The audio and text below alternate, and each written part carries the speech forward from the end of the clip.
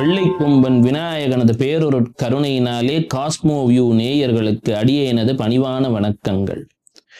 என்றும் செல்வம் தங்கிட வேண்டும், ஆயுள் ஆரோக்கியம் ஐஸ்வர்யம் என்று சொல்லக்கூடிய நிலைகள் பெருக வேண்டும். நம்மிடம் என்றென்றும் அதற்கு அந்த ஈஸ்வரனின் அனுக்கிரகம் வேண்டும். மனு நீசனாக இருக்கக்கூடிய நாம் மனு ஈசனாக மாற வேண்டும். எல்லாருக்கும் இருக்கிற ஆசைதான் இது. இதற்கு நம் தேகம் என்று சொல்லக்கூடியது இருள் தேகமாக இருக்கிறது. ஏதோ ஒரு கர்மாவை செய்து விட்டோம், கர்ம வினைகளால் கட்டுண்டு விட்டோம், இதிலிருந்து விடுபட எமக்கு வழியே இல்லையா என்று வேண்டி வணங்கி சிவாய நம என்று நாம் குரல் தந்து கொண்டிருக்கிறோம். நம் குரலை கேட்டு அந்த ஈசன் ஏதோ ஒரு வகையிலே குருமுனி அகத்தியன் அருளால் சிலவற்றை நமக்கு மிக மிக ரகசியமாக அருளி இருக்கிறான். அதில் ஒன்று அதிரகசியமான பைரவர் வழிபாடு. இந்த பைரவர் வழிபாடு என்று சொன்னாலே, ஒரு ஆலயத்திலே நீங்கள் பார்த்தீர்கள் என்று சொன்னால், ஒருவர் வாசலிலே க்ஷேத்திரபாலகர் என்று இருப்பார். இந்த க்ஷேத்திரம் என்ற சொல் மிக மிக சக்தி வாய்ந்தது. ஜோதிடம் என்று எடுத்தாலே இரண்டை சொல்லுவார்கள், காலம் தேசம் வர்த்தமானம் என்ற ஒரு வார்த்தை பிரயோகம். காலம் என்று சொன்னால் இப்பொழுது நாம் பார்த்து கொண்டிருக்கக்கூடிய காலம், அதாவது அந்த டைம். இரண்டாவது தேசம், நாம் இருக்கக்கூடிய ஸ்பேஸ். இந்த டைமும் ஸ்பேஸும் தான் ஒரு மனுஷனுக்கு வாழ்க்கையிலே சூழலை நிர்ணயம் செய்கிறது. இரவு என்றால் தூங்குகிறோம், பகல் என்றால் விழிக்கிறோம். சில வெளிநாடுகளில் செல்வம் நிறைந்தோடுகிறது, சிலரிலோ ஏதோ ஒரு துன்பம் சூழ்ந்திருக்கிறது. அப்போ வாழ்க்கையில ரெண்டு விஷயம் முக்கியம். ஒன்று நமக்கு நல்ல நேரமா இருக்கணும், இன்னொன்று நம்ம நல்ல இடத்தில் இருக்க வேண்டும். அப்போ if you are at the right time at the right place, நல்ல நேரத்திலே நல்ல இடத்திலே இருந்தால் உங்களுக்கு ரைட் பெனிஃபிட் என்று சொல்லக்கூடிய வகையிலே ஏதேனும் ஒரு லாபம் ஏற்பட்டே தீரும். இதை செய்பவர் யார்? பைரவ பெருமான்.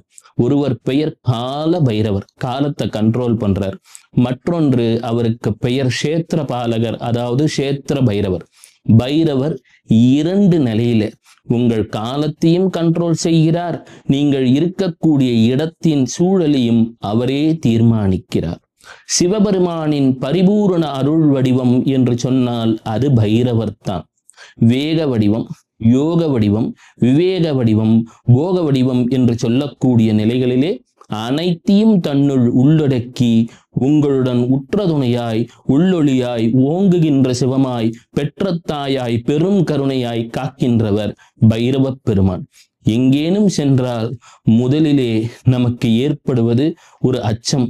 புரியாத இடத்துக்கு போறீங்க, ஒரு பயம் வருகிறது. அப்பொழுது அபயம் தரக்கூடியவராக இருப்பதால் தான் பைரவருக்கு மற்றொரு பெயர் ஆபத்துத்தாரணர் என்றும் சொல்லுவார்கள்.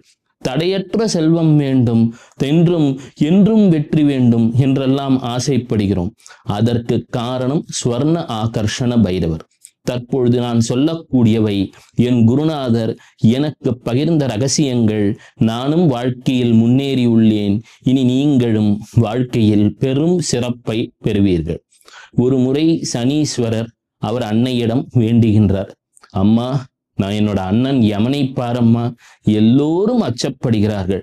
யமன் பெயரை கேட்டாலே நமக்கு உடம்பு நடுநடுங்குகிறது.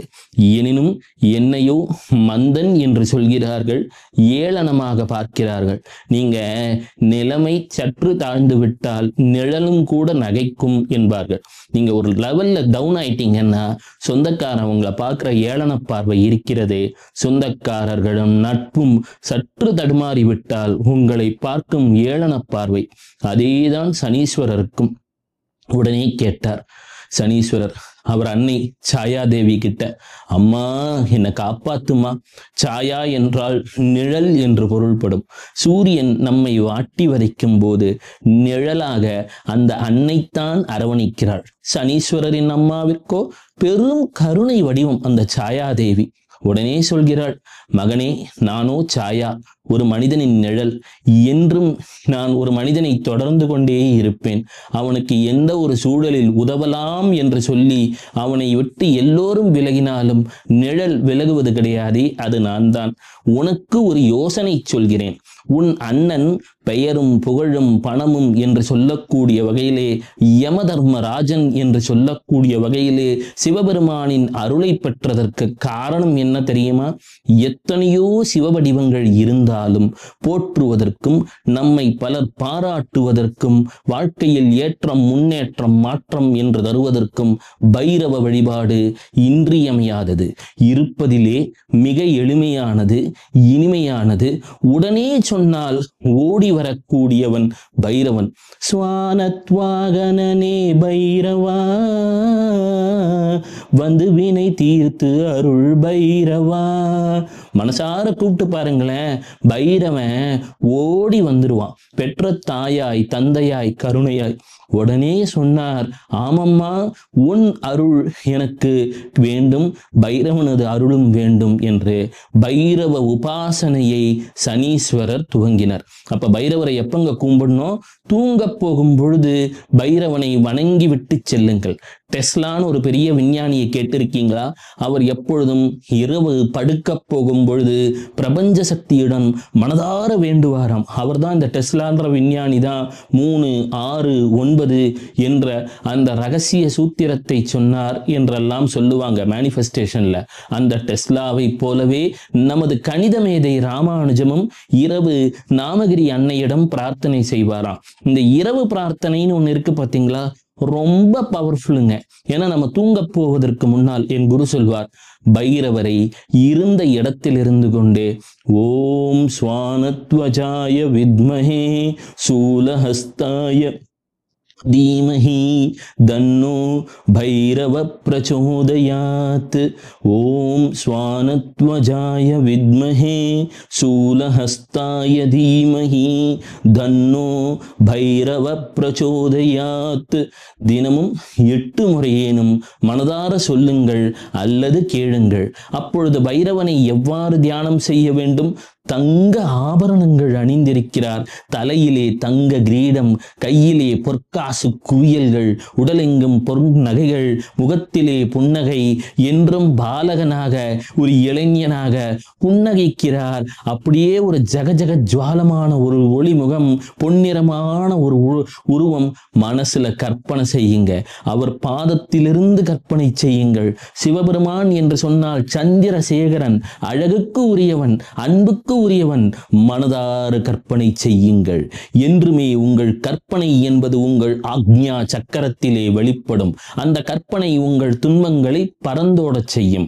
மேலும் பைரவனுக்கு மிகவும் பிடித்தவை என்று சொல்லக்கூடியவை சந்தன வாசம், ஒரு மைல்டு சாண்டில் ஸ்மெல்லு, 2 ஊதுபத்தி, முடிந்தால் ஏற்றுங்கள். பைரவ ஜபத்தை செய்யும் பொழுது மஞ்சள் நிற துணியிலே அமர்ந்து செய்தால் மேலும் சிறப்பு. மற்றொரு மந்திரம், ஓம் ஏம் ஐம் க்ளாம் க்ளீம் க்ளூம் ஹ்ராம் ஹ்ரீம் ஹ்ரூம் சகவம் ஆபத்துத்தாரணாய அஜாமிலபந்தனாய லோகேஸ்வராய ஸ்வர்ண ஆகர்ஷண பைரவாய மமதாரித்ரிய வித்வேஷணாய ஓம் ஸ்ரீம் மகாபைரவாய நமஸ்வாஹா. சொல்லிக்கொண்டே இருந்தார் சனீஸ்வரர். சொல்ல சொல்ல ஆற்றல் பெருகியது. அப்பொழுதுதான் ஸ்ரீகிருஷ்ண அவதாரத்திலே திருதராஷ்டிரன் என்று சொல்லக்கூடியவர் யமதர்மராஜன் என்ற சனீஸ்வரனின் அண்ணனின் அம்சம். அவரே தன் தம்பியை நோக்கி வழிபடும் அளவிற்கு புகழை பெற்றுவிட்டார் பைரவர். அது மட்டும் இல்லைங்க, இன்னைக்கு திருப்பதியில எவ்வளவு செல்வம் இருக்கு, அத்தனைக்கும் காரணம் என்ன சொல்றாங்க? கொங்கண சித்தரை தான் சொல்லுவாங்க. அந்த கொங்கண சித்தர் போகநாதரிடம் செல்கிறார். ஐயா, எனக்கு ஒரு உபதேசத்தை தாருங்கள் என்கிறார். சித்தர்களுக்கு சித்தனான போகர் அவருக்கு உடனே சொன்னார், ஐயா, நீ பைரவ உபாசனையை கைகொள், நீ நேராக செல், நீ கன்னியாகுமரியில் அமர்ந்து அன்னையை வேண்டி வணங்கி ஓம் காத்யாயன்யை வித்மஹே கன்யாகுமாரி ச தீமஹி தன்னோ துர்கி பிரச்சோதயாத் என்ற துர்கையை வணங்கிவிட்டு பைரவ உபாசனை உபாசனையை துவங்கு என்றார். மனதார பைரவ உபாசனையை செய்ய துவங்கினார் கொங்கண சித்தர். வருகிறார், பைரவ பெருமான் வருகிறார். வந்துவிட்டு சொல்கிறார், கண்ணே, என் கண்ணின் மணியே, உனக்கு என்ன வேணும்பா கொங்கண சித்தா என்று கேட்டார். அவர் சொன்னார், ஐயா சிவபெருமானே, சிவப்பரம்பொருளே, என் கண்ணே, கண்ணின் மணியே, உயிரே, கதியே, பரசிவமே, வந்து விட்டாயப்பா, எனக்கு எதுவும் வேண்டாம், உன் தரிசனம் போதும். ஆமாங்க, இறைவன் கிட்ட உன் தரிசனமே போதும் என்றால் அவர் கரிசனம் வந்துவிடும். உடனே பைரவர் உடனே ஆசீர்வாதம் பண்ணுகிறார். இங்க பாருப்பா, உனக்கு ஒரு பெரிய ஆசீர்வாதத்தை செய்கிறேன். இன்றிலிருந்து நீ இருக்கக்கூடிய இடம் செல்வம் பெருகட்டும் என்றார். கொங்கணருக்கு ரசவாத சித்து கைவரப்பெற்றது. தொட்டதெல்லாம் பொன்னானது. அவரை நினைத்தால் நம் வாழ்க்கையும் பொன்மயமாகும். இப்பொழுது உங்கள் வாழ்க்கையில் பொன்மயமாக வேண்டும் என்ற நேரம் வந்துவிட்டது. எனவே தான் ஓம் ஹ்ரீம் மகாபைரவாய நமக, ஓம் ஹ்ரீம் மகாபைரவாய நமக என்று மனதார சொல்லிக் கொண்டிருக்கிறீர்கள். அந்த ஆபத்துத்தாரணன் பைரவன், அசிதாங்க பைரவன், உத்தண்ட பைரவன், ருரு பைரவன் என்ற பல்வேறு பெயர்களிலே உங்கள் இல்லத்திற்கு வந்துவிட்டான். இனி வாழ்க்கையில் அனைத்து நலமும் பெருகும். சிவசிவா.